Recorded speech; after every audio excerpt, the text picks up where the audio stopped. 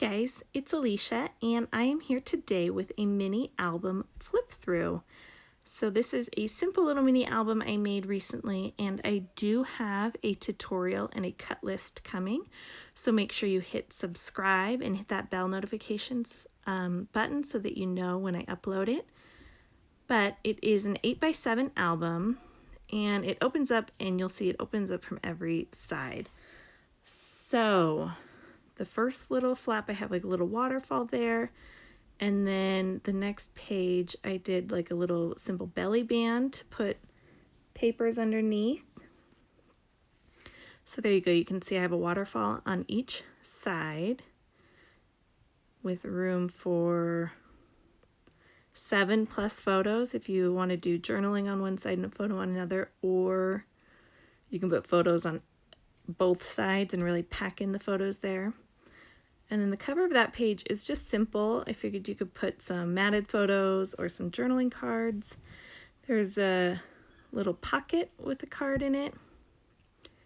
Now this is just pattern paper I put together. I should have left that middle part open to slip something underneath, but I didn't. There's another little pocket. So I used the Craft on Paper packet from Close to My Heart, which comes with 12 pieces of paper. I only used half of the pack, so I still have a whole nother pack of, or not pack, but I still have half a pack of paper I could use to make something else. And so all of these little matted cards are just the leftover paper I had that I had cut up, if that makes sense. You'll see in the tutorial. So the back is another pocket that you can shove all kinds of stuff in. And then I kept everything very simple. There's a lot of black showing because I liked that clean look. You could cut more paper up and decorate all of those little blank spots. Like here I'm showing you there, you can take a zip strip and add it to the top of every waterfall. There's lots of areas that could still be decorated, but I really liked the cleanness and simplicity of this. So I left it as is.